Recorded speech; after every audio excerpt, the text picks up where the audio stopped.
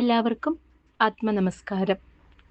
ശ്രീമൻ നാരായണീയം ദശകം 25 നരസിംഹാവതാരം. കഴിഞ്ഞ ദശകത്തിൻ്റെ അവസാനത്തിൽ നരസിംഹാവതാരത്തെ തൻ്റെ മുന്നിൽ അപ്പോൾ നടക്കുന്നതായി ഭാവന ചെയ്തിട്ട് കണ്ട കവി മേൽപ്പത്തൂരിനെ ആ നിമിഷം പിന്നെയൊന്നും പറയാൻ വയ്യാതെ നിർത്തുകയാണ് ചെയ്തത്. അത് നമുക്ക് ഓർമ്മയുണ്ടാവുമല്ലേ? ആ കഴിഞ്ഞ ദശകത്തിലെ അവസാന ഭാഗത്തിൽ ഇതിനപ്പുറം ഉണ്ടായത് പറയുവാൻ എനിക്ക് ശക്തിയില്ല ഭഗവാനെ എന്നാണ് പറഞ്ഞത്. ഇനി ഈ ദശകത്തിൽ അതിനുശേഷം അനന്തരം എന്തുണ്ടായി എന്ന് ഇതാ പറയുന്നു, കേട്ടുകൊള്ളൂ. ശ്ലോകം 1. സ്തംഭേ ഘട്ടയതോ ഹിരണ്യകശിപോ കർണൗ സമാചൂർണയാ നാഘോർന ജഗദണ്ഡകുണ്ഡകുഹരോ ഘോരസ്തവാ ഭൂദ്രവഃ ശ്രുത്വായം കില ദൈത്യരാജഹൃദയേ പൂർവം കദാപ്യശ്രുതം കമ്പ കശ്ചന സംബപാദചലിതോ അഭിയംബോജഭൂർവിഷ്ടരാത്.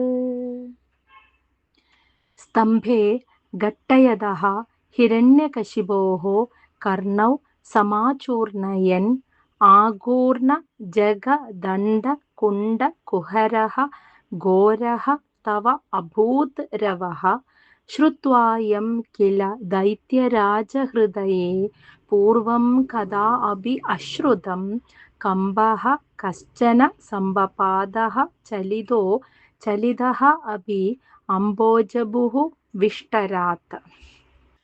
സ്തംഭേ ഘട്ടയതഃ, ആ ഹിരണ്യകശിപു തൂണിന്മേൽ, ഘട്ടയതഃ എന്ന് വെച്ചാൽ അതിശക്തമായി പ്രഹരിച്ചപ്പോൾ, ഹിരണ്യകശിപുവിൻ്റെ കർണൗ കാതുകളെ സമാചൂർണയൻ തവിടുപൊടിയാക്കും വിധത്തിലുള്ള അകൂർണ ജഗദണ്ഡകുണ്ഡകുഹരഃ, ജഗദണ്ഡം ഈ ബ്രഹ്മാണ്ടമാകുന്ന കുണ്ഡകുഹരഃ മഹാപാത്രത്തിൻ്റെ ഉൾഭാഗമെല്ലാം, അകൂർണം എന്ന് വെച്ചാൽ ഇട്ട് വട്ടം തിരിപ്പിക്കുന്നത് പോലെ, ഘോരഃ രവഃ അതിഭയങ്കരമായ ഒരു ഒച്ച, തവ അഭൂത് ഭഗവാനെ അങ്ങയുടേതായിട്ട് അവിടെ ഉണ്ടായി.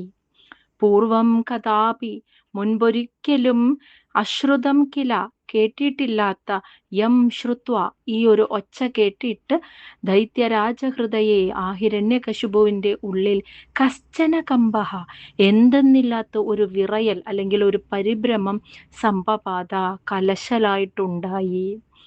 ഈ സമയം അംഭോജഭുഹു ആ ബ്രഹ്മാവ് പോലും, അഭിവിഷ്ടരാത് തൻ്റെ ഇരിപ്പിടത്തിൽ നിന്ന്, ചലിതഃ ഒന്ന് ഇളകിപ്പോയി എന്നാണ് പറയുന്നത്. അപ്പോൾ നരസിംഹാവതാരം വരുന്നതിന് മുൻപുണ്ടായ ആ ശബ്ദം കൊണ്ട് തന്നെ ബ്രഹ്മാവ് പോലും ഇരിപ്പിടത്തിൽ നിന്ന്, സത്യലോകത്തിൽ നിന്നൊന്ന് ഇളകി എന്നാണ് പറഞ്ഞത്. ഹിരണ്യകശിപു തൂണിന്മേൽ ശക്തമായി ഇടിച്ചപ്പോൾ ഹിരണ്യകശിപുവിൻ്റെ കാതുകളെ പോലും പൊട്ടിച്ചു കളയുന്ന വിധം ഈ ബ്രഹ്മാണ്ടം മുഴുവൻ, ബ്രഹ്മാണ്ടമാകുന്ന ഒരു മഹാപാത്രത്തിൻ്റെ ഉൾഭാഗമെല്ലാം വട്ടം കറങ്ങുക, സർവ്വജീവജാലങ്ങളിൽ നിന്ന് വട്ടം തിരിയുന്നത് പോലെ, ഇതിനു മുൻപ് ഈ ലോകം ഇതുവരെ കേട്ടിട്ടില്ലാത്ത ഒരു അതിഭയങ്കരമായ ഒരു ശബ്ദത്തോടു കൂടിയിട്ടാണ് ഭഗവാന്റെ നരസിംഹാവതാരം ഉണ്ടായത്. മുൻപൊരിക്കലും കേട്ടിട്ടില്ലാത്ത ആ ശബ്ദം കേട്ട് ഹിരണ്യകശിപുവിൻ്റെ ഉള്ളിൽ പോലും ഇതുവരെ ഉണ്ടാവാത്ത ഒരു വിറയല്, ഒരു ഭയം, ഒരു പരിഭ്രമവും ഉണ്ടായി. ബ്രഹ്മാവ് പോലും സത്യലോകത്ത് ഇരിക്കുന്ന ഇരിപ്പിടത്തിൽ നിന്നൊന്ന് ഇളകിപ്പോയി ആ ശബ്ദം കേട്ടിട്ട് എന്നാണ് പറയുന്നത്. ശ്ലോകം 2. ദൈത്യേ ദിക്ഷു വിസൃഷ്ടചക്ഷുഷി മഹാസംരംഭിണി സ്തംഭതഃ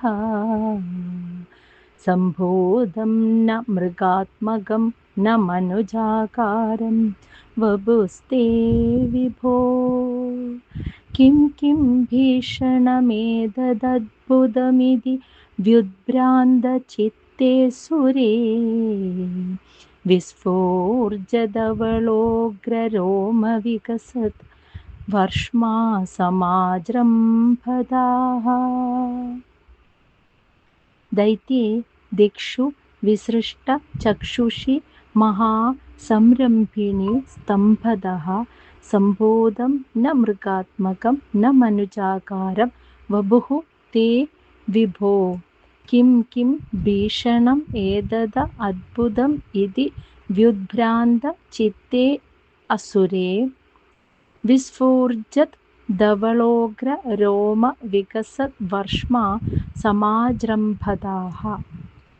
മഹാസംരംഭിണി, വല്ലാതെ ക്രുദ്ധനായി തീർന്ന ദൈത്യേ, ആ ഹിരണ്യകശിപു, ആ ശബ്ദം കേട്ടിട്ട് ദേഷ്യം വന്ന ഹിരണ്യകശിപു, ദിക്ഷു വിസൃഷ്ട ചക്ഷുഷി, നാലുപാടും കണ്ണയക്കവേ, അതായത് ചുറ്റുപാടും നോക്കി എവിടെ നിന്നാണ് ഈ ശബ്ദം വരുന്നത് എന്നറിയാൻ ദേഷ്യത്തോടുകൂടി ആ ഹിരണ്യകശിപു നാലുപാടും ഇങ്ങനെ നോക്കി നിൽക്കവേ, വിഭോ, അല്ലയോ സർവവ്യാപിൻ, ന മൃഗാത്മകം, മൃഗസ്വരൂപമല്ലാത്തതും, എന്നാൽ ന മനുജാകാരം, നരസ്വരൂപമല്ലാത്തതുമായ തേ വഭു, അവിടുത്തെ ആ ശരീരം, സ്തംഭതഃ, ആ തൂണിൽ നിന്നും സംഭൂതം, പുറത്തേക്ക് ചാടി, അസുരേ ഭീഷണം അദ്ഭുതം, ആ അസുരൻ ഹിരണ്യകശിപു അപ്പോൾ ഭീഷണം, ഭയങ്കരവും അദ്ഭുതം ആശ്ചര്യകരവുമായ ഏതത് കിം കിം ഇതി, ഇതെന്താണ്, ഇതെന്താണ്, ഇതി, ഇപ്രകാരം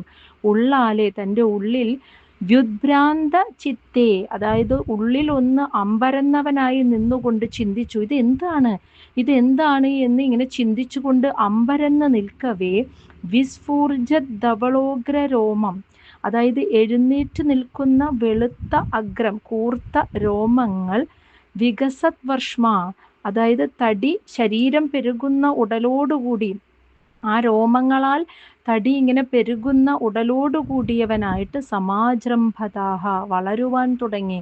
അതായത് നോക്കി നിൽക്കേ ആ നരസിംഹമൂർത്തിയുടെ ശരീരം ഇങ്ങനെ ആകാശം മുട്ടേ വളരുവാൻ തുടങ്ങി എന്ന് അതാണ് പറയുന്നത്. അപ്പോൾ ക്രൂദ്ധനായിട്ട് ദേഷ്യത്തോടുകൂടി നിൽക്കുന്ന ഹിരണ്യകശിപു ഈ ശബ്ദം എവിടെ നിന്നാണ് വരുന്നത് എന്നറിയാൻ ചുറ്റുപാടും നോക്കി നിൽക്കവേ, അല്ലയോ സർവവ്യാപിൻ ഭഗവാനെ, മൃഗസ്വരൂപമല്ലാത്തതും എന്നാൽ മനുഷ്യരൂപമാണോ അതുമല്ലാത്തതുമായ നരസിംഹാവതാരം, അങ്ങയുടെ നരസിംഹരൂപം ശരീരം ആ തൂണിൽ നിന്നും പുറത്തേക്ക് വന്നു. ആ അസുരനപ്പോൾ, ഹിരണ്യകശിപുവിനപ്പോൾ ഭയങ്കരവും ആശ്ചര്യകരവുമായ ആ രൂപം കണ്ടിട്ട് ഇതെന്താണെന്ന് മനസ്സിൽ ചിന്തിച്ചുകൊണ്ട് അമ്പരന്ന് നിൽക്കവേ, ആ എഴുന്നേറ്റ് നിൽക്കുന്ന വെളുത്ത കൂർത്ത രോമങ്ങളോടുകൂടി ആ നരസിംഹമൂർത്തിയുടെ ശരീരം അങ്ങനെ എല്ലാവരും നോക്കി നിൽക്കെ കാണെ വളരുവാനും തുടങ്ങി. ഓം നമോ ഭഗവതേ വാസുദേവായ. ശ്ലോകം 3. തപ്തസ്വർണസവർണഘൂർണദതിരൂക്ഷാക്ഷം സടാകേസരാ പ്രോത്കമ്പപ്രനികുംഭിതാംബരമഹോ ജീയാതവേദം വഭൂ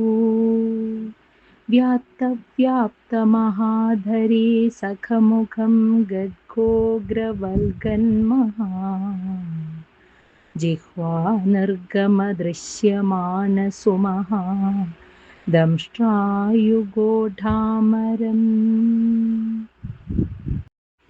തപ്ത സ്വർണ സവർണ ഘൂർണാത് അതിരൂക്ഷാക്ഷം സടാകേസര പ്രോത്കമ്പ പ്രനികുംഭിതാംബരം അഹോ ജിയാത് തവ ഇദം വഭുഃ വ്യാപ്ത മഹാധരീ സഖമുഖം ഗദ്ഗോഗ്ര വൽഗൻ മഹാ ജിഹ്വാ നിർഗമ ദൃശ്യ മാനസു മഹാദംഷ്ട്രായുഗോഢാമരം.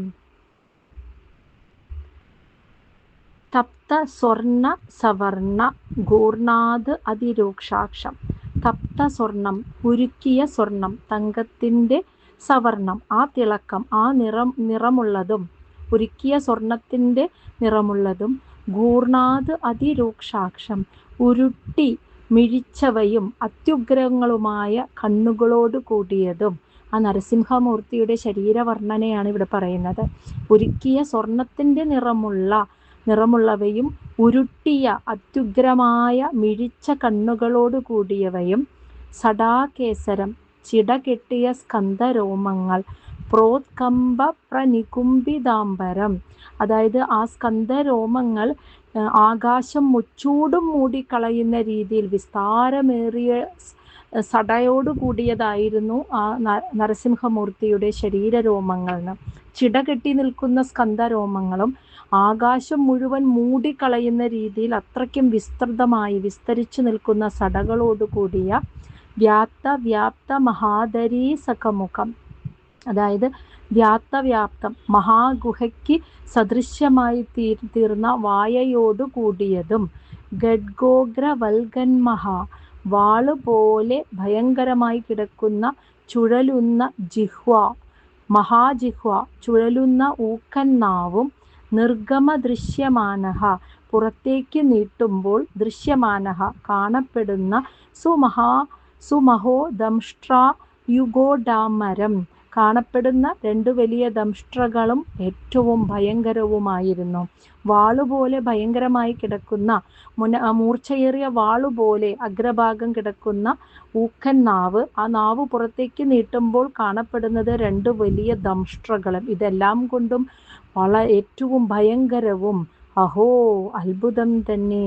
തവ ഇതം വപു, ഭഗവാനെ അവിടുത്തെ ഈ സ്വരൂപം, ജിയാത് എന്നും ജയിക്കുമാറാകണമേ.